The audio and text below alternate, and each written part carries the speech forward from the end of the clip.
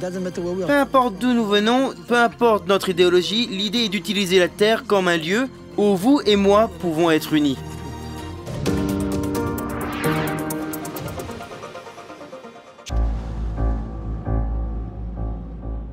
Nous sommes dans le nord d'Israël et nous allons rencontrer Yoel Zilberman. Yoel est le cofondateur de Hashomer HaChadash.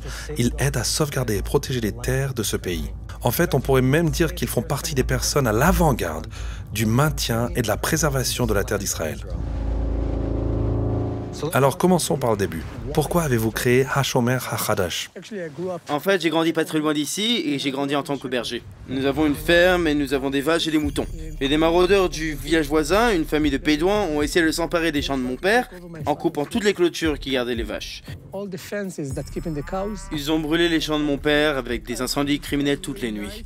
Après consultation avec l'officier de police de toute la région, celui-ci a dit à mon père « Je ne peux pas vous aider. Je vous suggère de leur donner une partie de vos terres et de leur donner de l'argent en échange de leur protection. » Mais juste pour préciser, c'est un problème tellement répandu ici, et non seulement on n'est pas aidé dans ce genre de cas spécifique, mais on n'essaye même pas de le régler d'une manière générale.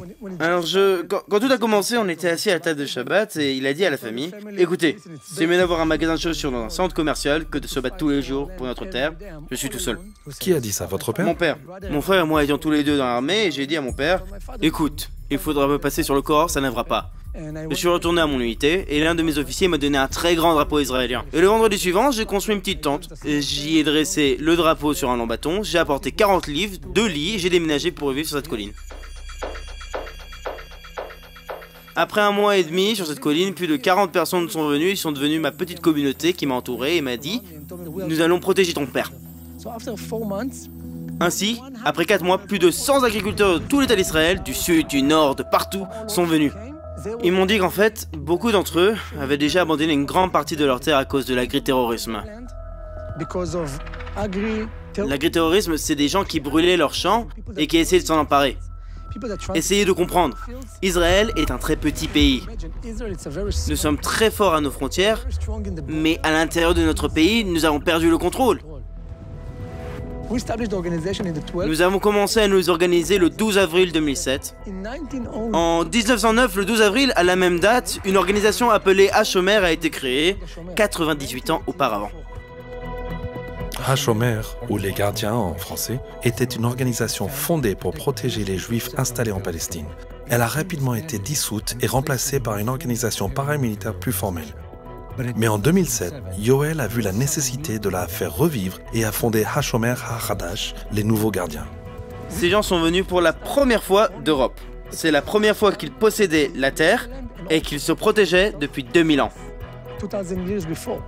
Donc les premiers pionniers du peuple juif reviennent vers leur terre. À la fin du 19e siècle, ils ont commencé à racheter des terrains en terre d'Israël. Et même s'ils étaient les propriétaires légaux d'une grande partie de ces terres, les gens qui travaillaient dans ces champs étaient attaqués par les Arabes qui vivaient dans le voisinage et par d'autres. Et vous voilà, 100 ans plus tard, vous possédez la terre légalement, l'État d'Israël est une institution établie et en même temps les gens qui travaillent ces mêmes terres souffrent du même problème. Je me suis dit que nous ne créons pas quelque chose de nouveau. Non, en fait, il n'y a rien de nouveau sous le soleil. Je voudrais donc décrire ce que nous allons voir dans un instant. Peut-être pouvez-vous nous donner une idée de ce que vous faites. Bien sûr, tout d'abord, vous allez rencontrer maintenant notre groupe de mission spéciale qui prennent soin de la forêt d'Israël. Chaque jour, dans toute la Galilée, le bûcheron nettoie, creuse, plante et empêche des incendies. Et après cela, vous allez rencontrer nos volontaires qui patrouillent la nuit. Vous verrez le lien profond qui existe entre le travail de l'agriculteur pendant la journée et le fait de s'assurer que la nuit, sa ferme restera en sécurité. Alors Benay, dites-moi ce que ces gens font. Nous faisons partie d'un programme appelé les gardiens de la forêt. Nous aidons à préserver les forêts dans tout le pays. Nous plantons de nouveaux arbres, nous en prenons soin. Nous avons 12 équipes qui travaillent dans tout Israël, d'Eilat au plateau du Golan. Je pense qu'au cours de ces dernières années, il y a une prise de conscience chez les jeunes qui ont compris que nous perdons un peu le contrôle de toute la situation. Les gens sentent qu'ils doivent s'impliquer davantage.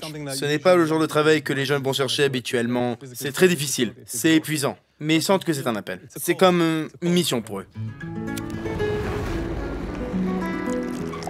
Yadid, voulez-vous nous dire pourquoi vous êtes venu vous joindre à ce projet? Parce que je voulais faire partie de quelque chose de grand. Pour le sens de la mission, et puis j'aime vraiment le travail en plein air.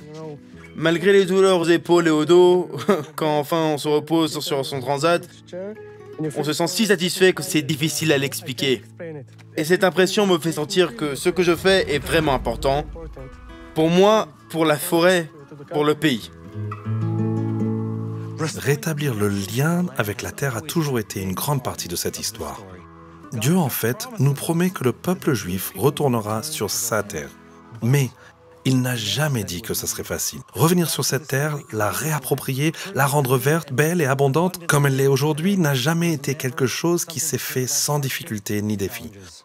Mais le peuple d'Israël a toujours été à la hauteur de ce défi. Bonjour Yuval. Bonjour. Ravi de vous rencontrer. De même. Vous êtes responsable en ce qui concerne le point de vue sécurité. Oui, on peut dire ça comme ça. Nous essayons d'aider les agriculteurs d'Israël. On est un groupe de collègues qui travaillent pour le Hashomer Hadash. On essaie d'apporter notre part de bien. Nous travaillons 365 jours par an parce qu'on ne sait pas quand viendra la prochaine attaque terroriste. Et quel est le résultat? Quelle différence cela fait-il? Environ 90% de moins vols et d'atteintes aux agriculteurs, là où nous protégeons. Comment ça? Ils sont juste là sur place et puis c'est suffisant pour faire bouger les choses. Ces volontaires gardent la terre jour et nuit. Le moment est venu pour moi de les rejoindre à la patrouille de nuit. Alors, commençons par une question. Qu'est-ce qui vous amène tous de Haïfa vers le milieu des montagnes par une telle nuit froide? Chacun d'entre nous a une autre profession. Mais nous sommes tous des conducteurs de Jeep. Nous anticipons les délits en étant ici.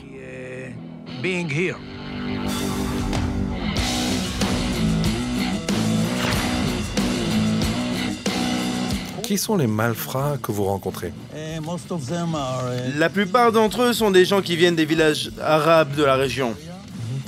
Et ils viennent voler des vaches et de la nourriture dans les champs.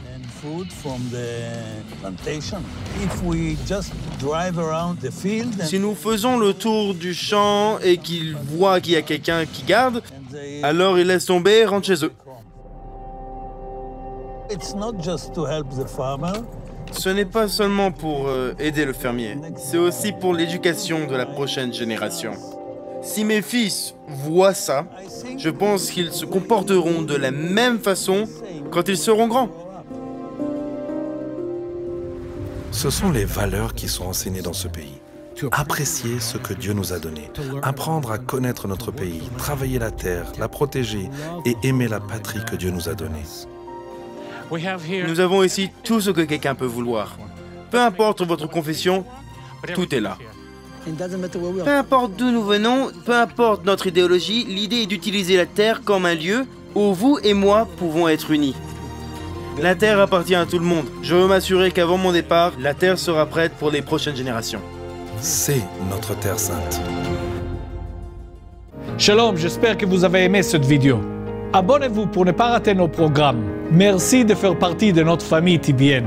Que Dieu vous bénisse. Shalom de Jérusalem.